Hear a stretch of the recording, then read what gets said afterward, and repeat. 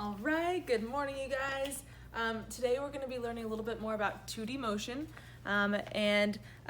We have this 2D apparatus here, and it's going to kick the ball off horizontally at the same time as it drops the ball straight down. Here we go.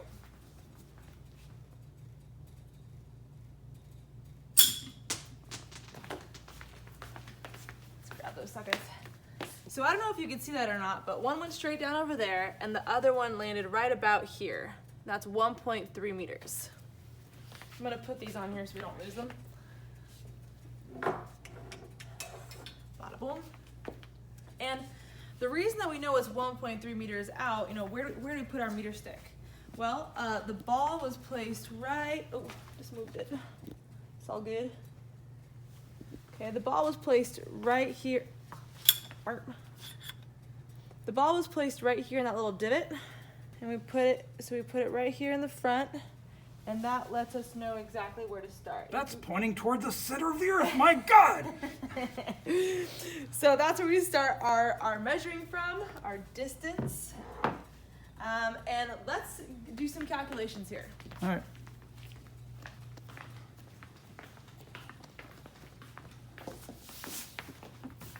Okay, so our first task is going to be to make a sketch of the apparatus with the two paths of the balls.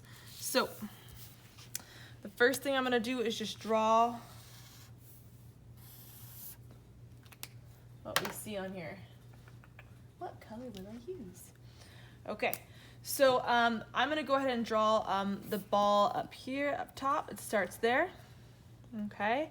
And with the pass of the ball, so one of the balls just drops straight down, okay, down to the ground. And the other one, let's do green, starts in the same spot, but its path is a parabola. I'll use this to draw that. Okay. Okay, so we've got our sketch here. Let's label a few things. So we know that the height, we've got my question here. If the apparatus is 1.3 meters above the ground, how much time should it take the ball to fall straight down? Lovely. I'm gonna go ahead and start with the numbers that I have here. 1.3 meters, that is the delta y, the distance above the ground. And we're trying to figure out time, right? Okay, so I'm gonna say time equals question mark, delta y equals 1.3 meters. Now, what other information do we have here? Something that's falling. Well, we know that the acceleration due to gravity is negative 10 meters per second squared. And also, it started from rest, right? So what does that tell us about the initial velocity? Well, 0 meters per second. Now, hopefully you guys are taking a look at your kinematic equations here, and you're able to see that you do not have velocity final. That tells me that I'm going to use this equation right here. I'm gonna say no velocity final. I'm gonna say d equals v plus 1/2 gt squared. Now hold up, before we do anything crazy. Our initial velocity is 0, yes? So we're just gonna get rid of this guy, thank God. Okay, so it's going to equal 1/2, oh, actually, what are we trying to find here? Oh, we're trying to find time, right?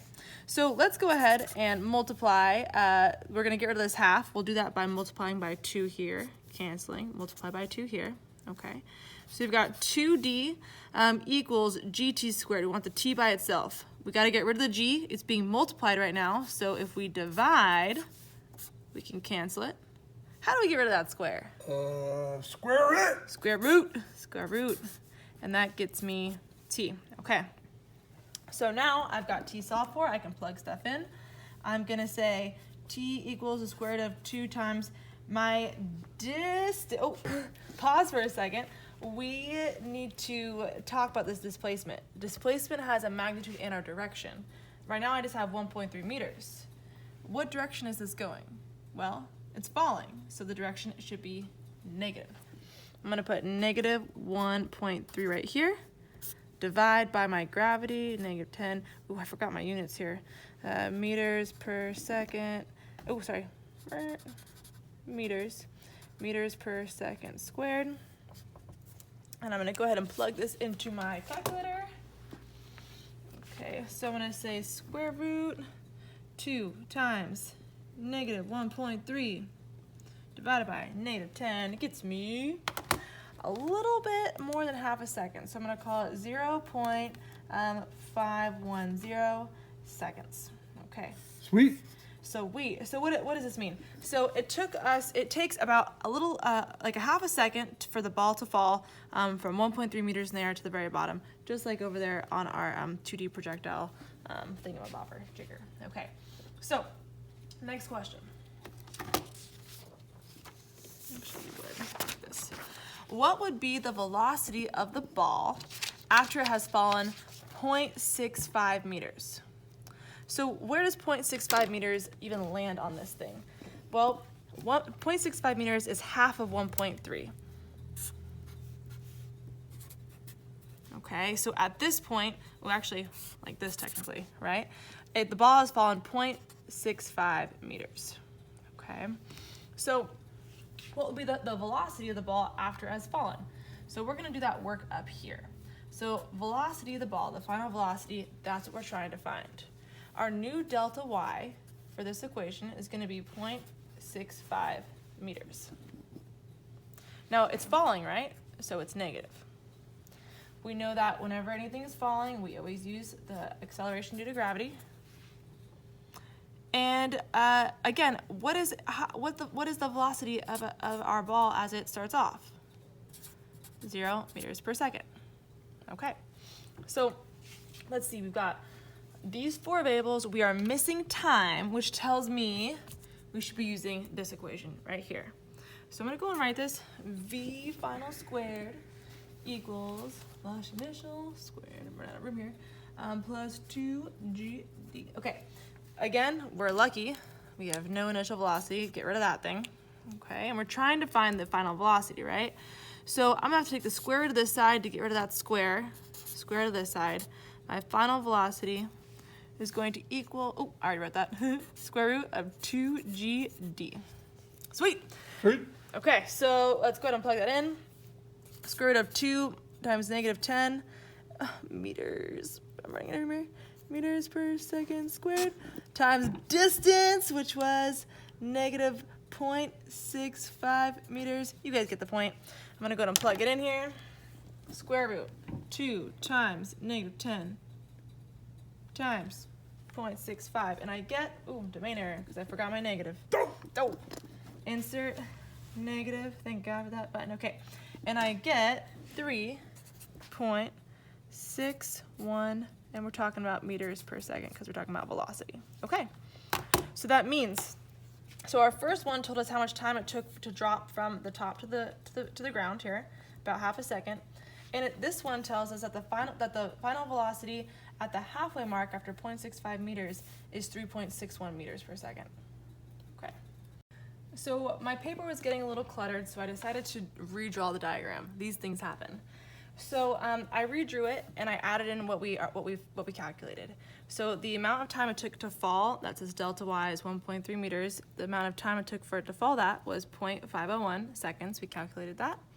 And the next thing that we calculated was the velocity at the halfway part at 0.65 meters down. What's the velocity at the top, Ms. Moore? Oh, good question. Let me go ahead and write that in for you too. The velocity at the top, or the velocity initial, is 0 meters per second. Okay, I should have wrote that a little further down, but that's okay. And notice I didn't draw an arrow there. There's no velocity vector arrow right there. Okay. Okay. All right, so now that we have this diagram, we're gonna ask another question. What would be the maximum velocity of the falling ball just before it hits the ground? So we want to know what the Vmax is going to be right here. How do we do this? Well, again, we have to write down what we know. I'm going to go ahead and do that on another piece of paper. I'll put this here, and even this out for you guys. Okay. So we know the final velocity is going to be what we're trying to find, yes? Yep. We know that the acceleration due to gravity is negative 10 meters per second. Yep. Okay, what was our total distance for this? Well, 1.30 meters. Okay, and last but not least, our initial velocity, like we just wrote in, was 0 meters per second.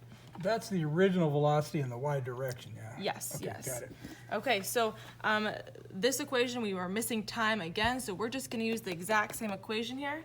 So I'm going to say velocity final squared equals this guy plus that guy. And again, we were so fortunate that our initial velocity is that. We get rid of it. Okay, we're going to take the square root of this, square root of that, and again, velocity equal velocity final in the y direction. It's going to be square root of t times negative 10 times, and what was our distance? Oh, Miss Moore, negative 1.3. Come on, 1.3 meters. Boom. Okay, let's see what I get here. I'm just going to go ahead and use the exact same equation I had before. All you gotta do is change the distance. Yeah, just change the distance, baby, making life easy. Okay, so 5.10 meters per second. Let's take a look at this. So 5.1 meters per second is the velocity right before it hits the ground. Does this make sense? Okay, 0. At this point, it's going 3.61 meters per second, and at this point, it's going 5.1 meters per second. Yep. Almost 2 times. Well, it's going It's faster. going faster It's going and faster as it right? falls. Which makes sense. So, what is our next question? Da-na-na. Let me make sure I put these in the right spot. All right, the ball shot horizontally hits the ground 1.16 meters from the spot shown. I'm sorry, from the spot below the apparatus. What was its initial velocity? What was the velocity in the next direction when it left the gun? What do we know about horizontal motion? Oh, good question. So think back to the golf ball, right? And we dropped the golf ball as we were moving forward. It came back to my hand, yes? Yes. So that means that the velocity in the x direction is constant. When we have constant velocity, what equation do we use? I'm glad that you asked. We just use our simple velocity, average velocity, is delta x over delta t. Yep. So that means, what was our there we go, 1.6. Oh, let me draw it on here. So we'll say delta x equals 1.16 meters. So I'm gonna go ahead and do my best to draw this here. Boom! Boom, there it is, okay? So after 1.16 meters, it hits the ground, so 1.16 meters. How much time did it take us to do that? Oh yeah, that much time. So 0.501 seconds, okay. So 1.16 divided by 501, is that right? Yeah, 501. And I get 2.32 meters per second. All right, so because Ms. Moore used a marker and not a pencil, I am going to rewrite my initial velocity for this guy right down here. That goes with my initial ball that was dropping, right? I'm going to draw my other ball, because remember we had two balls, one that fell and one that was kicked off, right? So this ball right here, its initial velocity is going to be 2.32 meters per second, right? It gets kicked off, and that is the velocity. I'm gonna say velocity equals In the x direction. Oh yeah, in the x direction equals 2.32 meters per second. Okay. So we're gonna do all the horizontal stuff. Oh wait, add your diagram. The ball shot horizontally when it is 0.65 meters below the apparatus. Okay. So let me go ahead and draw that guy. So that would be right about here, right? Yeah, the other one was 0.65 below as well, so Yeah. that's the same spot. Yeah, okay, so we could draw this one right here. Boom. Okay. So what is going to be the velocity in the x direction for all of these? Well, They're constant, right? So I'm going to draw the exact same arrow that has the exact same length, our vector, and the velocity in this x direction is again going to be 2.32 meters per second. Velocity equals 2.32 meters per second. because it's constant velocity. But that's not the only velocity that it's got, because it's no, falling. No. We got two different independent components here. So, independent components. Let's do this. So the velocity here initially in the y direction is just going to be 0 again. It's not dropping. When we first kick it, it's going horizontal. There's no drop yet. After 0.65 meters, it's gone halfway. Our velocity is going to be the exact same over here. So I'm going to draw the exact same arrow. So velocity in the y direction is going to equal 3.61 meters per second. And again, this velocity right here, v, we'll say v in the y direction, final, I don't know what you want to call it, is going to be 5.10 meters per second. All right. So, we have included everything that we need to include. Have we added the velocity in the x and the velocity in y to get the, oh, we have not done this yet. Okay, so we have the velocity in the x and the x and the y direction in all three of these spots. Next thing I need to do, we have the magnitude. Ooh, do we have the direction? We don't have the direction yet. So, well, velocity are vectors, and you're representing them with arrows. How do you add vectors? How do you add arrows? It's like I dreamt of this yesterday. Can we just do this? Okay, here we go. So let's go ahead and do this guy right here. Okay, this is the first one we're gonna do. We're gonna do it right here. Okay, so I'm gonna go ahead and take my arrows, my vectors, and I'm gonna add them head to tail. So actually, let me use the same colors. So this guy right here is 2.32 meters per second. And I add them head to tail, right? So I have to take, I'm not gonna put it right here, rather I'm gonna put it right here. Beep, beep, right there, okay? The VY, oh, I shouldn't have included that. You don't need to include that.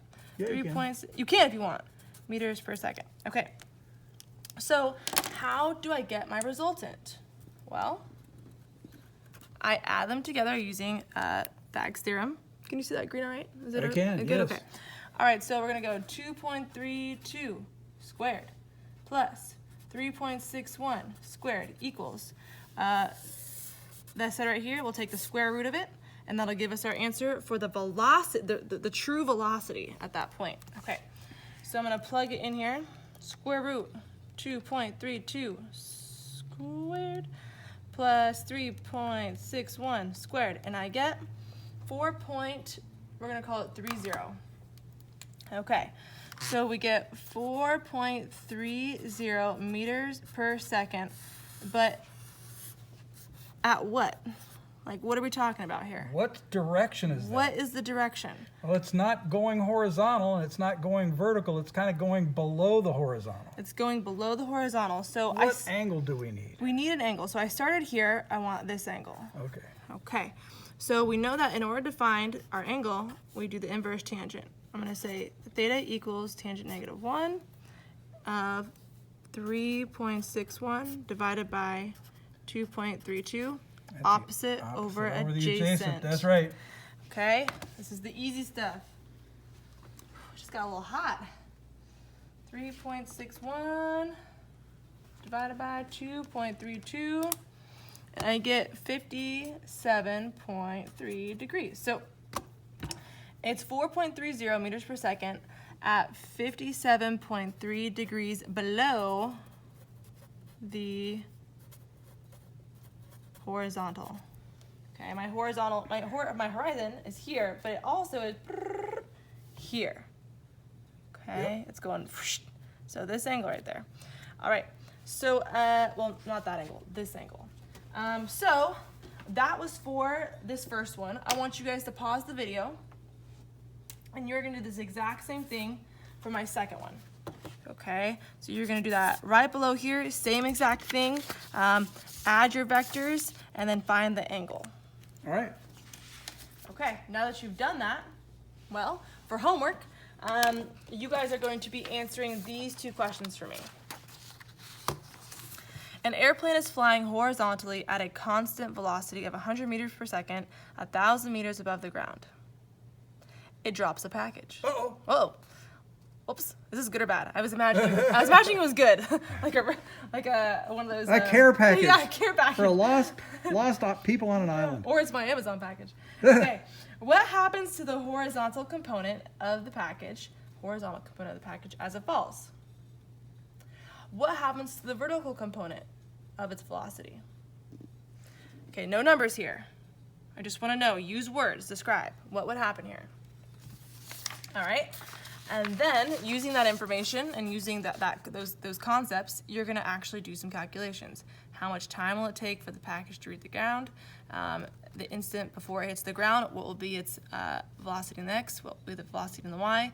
What will the magnitude and the direction of its final velocity be? I want to know this one right here. That's what I'm asking. How do we do this? What were the parts? Think about it. That's your homework.